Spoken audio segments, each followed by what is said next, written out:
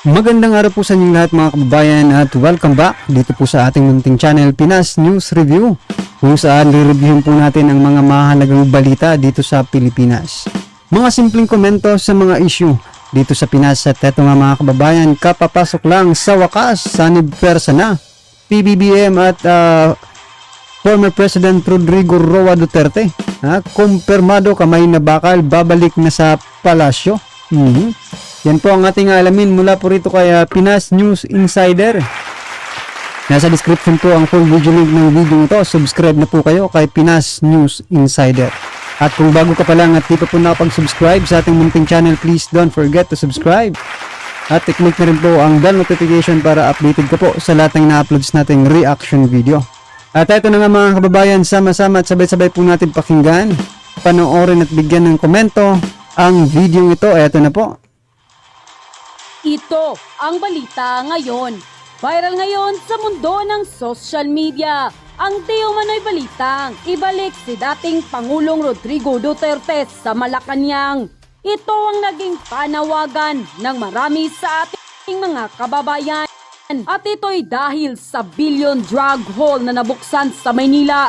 At di umano'y matataas na opisyales ang sangkot dito. Pero bago ang lahat mga kabanat, kung hindi ka pa nakasubscribe sa channel na ito, huwag mo nang patagalin yan. I-subscribe mo na yan. At huwag mo rin kalimutang i-click ang notification bell para maging updated ka palalo sa lahat pa ng bagong video na i-upload namin. At ito na nga mga kabanat, tila naging mainit nga sa mata ng ating mga kababayan ang nangyaring cover-up di umano sa 6.7 billion shabu haul sa Maynila na kinasasangkutan ng matataas na opisyales ng PNP. Ating matatandaan noon, ibinunyag ni Pangulong Marcos na sa mga pagpupulong niya kay dating Pangulong Duterte bago ang butuhan noon, hiniling sa kanya ng papalabas na Pangulo na unahin ang pagtugon sa problema sa droga sa bansa sa kanyang sariling paraan at minsan nga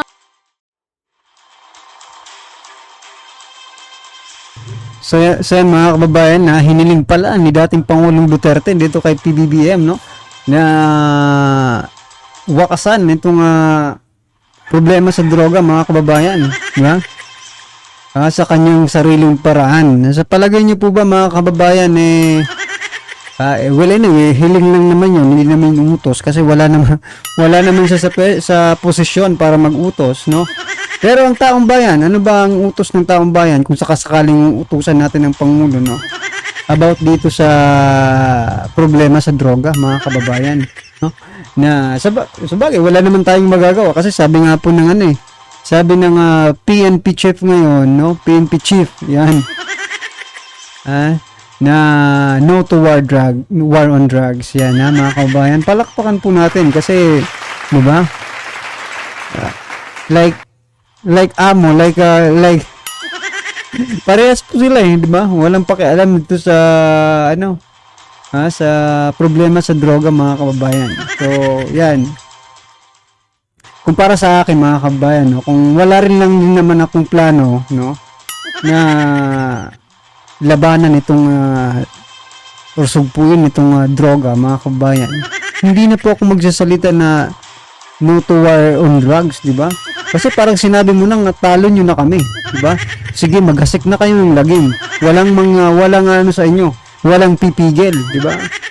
Oh, yun lang ang problema. sa isang panayam kay Pangulong Bongbong Marcos, gusto niyang maging anti-drug war czar si dating Pangulong Rodrigo Roa Duterte at para ipagpatuloy ang anti-illegal drug campaign ng gobyerno. Ngunit wala pa namang nangyayaring legal na usapin ng Malacanang. Ngunit ito ang naging pahayag noon ni Pangulong Bongbong Marcos na pamunuan sana ni dating Rodrigo Roa Duterte ang anti-drug campaign kung nanaisin nito. At ngayon, sa nangyayaring pagdinig sa Senado sa 6.7 billion shabu haul sa Maynila na kinasasangkutan ng matataas na opisyalis ng PNP sa pagdinig nga ng Senate Committee on Public Order and Dangerous Drug ay itinaas ni Senator Bongo ang ideya ng posibleng magtrabaho si dating Pangulong Rodrigo Roa Duterte sa kasalukuyang administrasyon bilang anti-drug czar. Ayon nga kay Senator Bongo, kung sakasakali lang, prerogative naman yan ng presidente. Pero para sa akin, no, ito opinion ko lang po malaki pong kahihiyan yan para sa inyo. Yan Kaya lahat po ng senador, no, Senator Bato, lahat, PBBM, presidente, lahat po. Malaking pong kahihiyan yan sa inyo kung pagtatrabahuin niyo pa po si dating Pangulong Duterte, di ba? Bakit hindi niyo po ba kaya? Hindi niyo po ba kaya sugpuin ang mga yan? Na kailangan niyo pa si dating Pangulong Duterte para labanan yan? Di ba? Malaki pong kahihiyan yan para sa inyo kasi kayo po ngayon ng authority at hindi na po si dating Pangulong Duterte. Di ba? In any means, mga kababayan, dapat gawin nyo ang lahat ng nyo, maging inspirasyon nyo na lang, di ba? Maging inspirasyon nyo na lang yung ginawa ni dating Pangulong Duterte about dito sa mga drugs na ito. Di ba? Hindi yung pagtatrabahuin nyo pa, di ba? Kasi sisweldo na naman, di ba? Mag-aano na naman tayo, papasweldo na naman tayo kay Tatay Digong. Okay lang yan, pero di ba, mas nakakahiya po kasi kayo po ang binoto ng taong bayan tapos hindi niyo po magagawa ang mga ganitong kaya naman palang gawin, di ba? Paano natin hindi masasabing kayang gawin ni kayang nagawa nga ni dating Pangulong Duterte, kayo pa kaya na mas mga bata pa kayo. Appointing authority kung sakasakali lang, makakatulong ba kung itatalagang drug czar si dating Pangulong Duterte? Ito ang kanyang naging tanong kay PNP Chief Acorda sa pagdinig ng committee sa multi-bilyong pisong drug haul na nasamsam sa Maynila. Ang tanong na ito ay tinaas si Senator Bongo matapos magpahayag ng pagkabahala na baka masasayang ang pagsisikap ng Administrasyong Duterte na isinaalang-alang ang di umano'y pagkakasangkot ng ilang pulis sa pag-recycle ng mga nakumpiskang droga dahil isang malaking problema sa integridad ng mga kapulisan. Kaya panawagan tuloy ng taong bayan, ibalik si dating Pangulong Rodrigo Roa Duterte dahil isang malaking tulong ang husay at galing niya sa pamumuno. Kaya ibalik ang kamay na bakal. Samantala, hindi naman mapigilan ng marami sa ating mga kababayan na magbigay ng kanilang hinaing at komento sa mundo ng social media. At ayon pa sa kanila, kailangan talaga si tatay sa administrasyon ngayon. Agree kaming maging drug czar siya. Nung wala na siya sa government, yan na naman, mga may ranggo pa involved. Kung maawalang si tatay sa future ng mga Pilipino, makikialam siya. Siya lang kasi ang matapang magpatupad ng batas. Kaya tay, payag na kayo. Tulungan niyo po si PBBM. Ang laki talaga ng pagmamahal at malasakit ng dating Pangulong Duterte sa mamamayan at sa bansa. Kahit itayaan niya ang buhay niya, maprotektahan lang ang mamamayan at ang bansa. God bless ex-President Duterte. Please Sir BBM, tingin niyo na po ang panawagan ng mga Pilipino. Pakiusap po, bigyan niyo ulit ng pagkakataon na maging safe ang kapaligiran ng bansang Pilipinas, na maging safe ang aming kaanak at kapwa Pilipino na uuwi ng gabi at safe na mamasyal sa mga lugar natin. Tingin niyo po ang hinaing ng sambayanan. Ibalik niyo na po ang kamay na bakal na tutulong sa inyo na sugpuin ang mga loko-loko sa lipunan. Please let our tatay FPRRD have the power to eliminate this stupid squalag in the PNP and other criminal person in the society. Thank you po Sir Press BBM. Sana magkaroon ng signature campaign umabot ng 1 million mahigit para makaupo sa pamahalaan ni PBBM para sugpuin ni FPRRD ang mga drug syndicate na yan, lalo na't police general ang mga nai-involved ngayon. Lalong mahirap ang Pilipinas pag may mga drug o drug dealer, lalo na yung mga general pang drug lord o isang mataas na posisyon sa Pilipinas. Huwag hayaan na maging kawawang mga Pilipino at maging minamaliit tayo sa ibang bansa. Mabuhay Pres Duterte! Ikaw lang ang inihintay ng bayan para magsintino mga pulis. Karapat-dapat lang po kayo dyan sa pwesto ninyo. Gawin po ninyo ang lahat para sa ikatatahimik ng bansa. Kayo lang po ang pag-asa namin. God bless po. End quote. Tumingin kayo sa akin. Sampalin ko putong ino. Tumingin kayo sa akin. Dito sa mata ko. Look at me.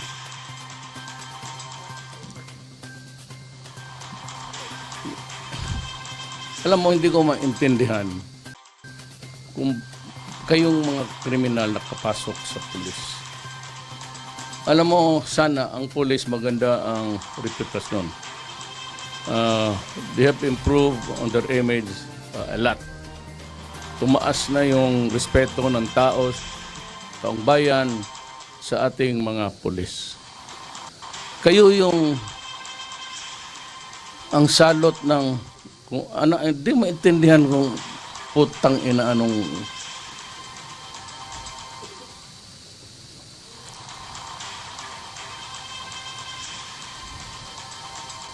alam mo, sa totoo lang, prangkahan ko ngayon ang buong Pilipinas. Pag ganun kayo ng ganun, putang ina, papatayin ko talaga kayo. Masiguro ninyo yan. Wala na akong magawa sa inyo, mga ulol kayo. Kung hindi I will review your cases. Kayong may mga kasalanan na sindikato sa droga, sindikato sa korupsyon, meron akong special unit, habang buhay, bantayan kayo. At pag nagkamali kayo ng konti, sabihin ko, patayin kayo.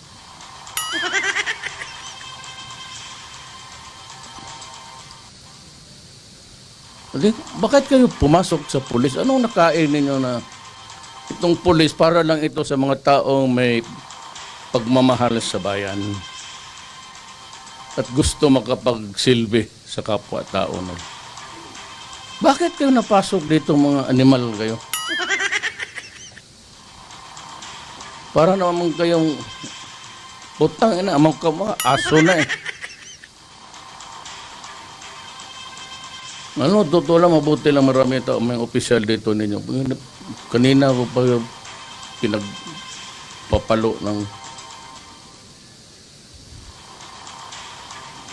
kayong doon sa may kaso, wag na kayong mag-bail.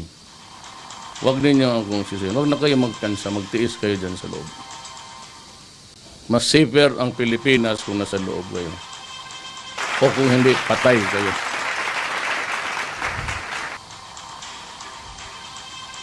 Ang sunod ko sabi noon, sabi ko itong mga kriminal, sunod kayong mga pulis na kriminal. Hindi lang nyo sinisira yung pulis. It's a government institution, an organ of government important to maintain law and order. Kayo naman ang putang ina Ako nagwa-warning lang sa inyo. Hindi ako nagwa-warning na para pantakot. Nagwa-warning ako para gawin ko. Yan ang totoo. Wala na yung pantakot. Alam ko hindi kayo matakot. May baril kayo, mag-hold up kayo, mag-kidnap kayo, patayin pa ninyo. At sinabi pa ngayon sa akin, sabi ng hepe ninyo, may lumutang na naman na patay. Gusto talaga ninyo subukan? O pues, ibigay ko sa inyo.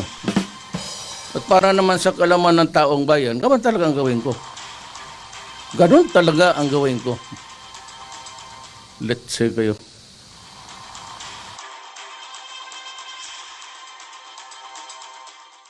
So yan, mga kababayan, no, yan, ganyan po magsalita ang dating Pangulong Duterte, no, against dito sa mga kriminal, no, sa mga masasamang elemento ng ating lipunan, no. Ito, hindi naman natin sa kinukumpara, mga kababayan, no, pero malaki po talaga ang pagkakaiba, no. Kung magsalita po si PBBM, yun, napapahangan niya po yung lahat ng tao ha? Napapahangan niya po in terms of pagsasalita niya, no? The way mag-deliver po siya ng speech, di ba? So yun nga po, dito naman kay Tatay Digong, mga kababayan, marami po ang nagagalit, no? Kasi maraming na-PPI, di ba? At marami talagang tinatamaan dito sa bawat bitaw ng mga salita ni Tatay Digong, di ba? So yan, ang pagkakaiba dito sa ngayon po sa administrasyong ito, napakagaling pong magsalita, no? Pero sinasabi po ng iba, kulang naman daw po sa gawa. Totoo po ba yun mga kababayan? Puro salita lang ha? Kulang sa gawa, no? Yun nga po ang mahirap no? Kasi dapat ina-analyze din po natin yung hindi dahil sa magaling magsalita okay na, di ba? Pang ano lang yan, pang academic lang po yan, kumbaga, di ba? Napapansin nyo mga kababayan, di ba, sa school sa isang room, di ba? Meron magagaling magsalita. Meron din namang hindi magaling magsalita pero magaling gumawa. Di ba? At eto na po yung sinasabi ko, mga kababayan. Yung isa napakagaling magsalita pero wala naman sa gawa, no? Aanin po natin ang puro salita. Nakakain po ba yan? Ha? Napapababa po ba yung crime rate ng magaling kang magsalita? Unlike dito mga kababayan, sa isa naman hindi po magaling magsalita. Marami nga pong nagagalit na nagsasalita ito, no? Pero takot po yung mga gumagawa ng kalokohan, di ba? Saan po kayo? Pili na po mga kababayan. Well, anyway, wala na tayong magagawa. This is the new administration, no? Suportahan po natin kung kinakailangan suportahan. Pero pag hindi naman po kailangan suportahan, aliwasin po natin, di ba? Bakit natin susuportahan kung hindi naman para sa taong bayan, no? Well, anyway, mga kababayan, congratulations, may nanalo naman po sa loto. 222 million ata yung panalunan, no? Loan better, mga kababayan, yung nanalo. Alright? Congratulations, yan, ha? Ilan na po bang nanalo ngayong buwan? Dalawa o tatlo na, ha? Well, anyway, lahat naman po tayo may kanya-kanyang opinion at i-comment na lang po sa baba para at least alam po ng ating mga kababayan ng inyong pong opinion patungkol po sa video nito, right? Kung bago ka pa lang at di pa po napag-subscribe sa ating munting channel, please don't forget to subscribe at i-click na rin po ang bell notification para updated ka po sa lahat ng ina-uploads nating reaction video. Yan mga kababayan, maraming salamat po.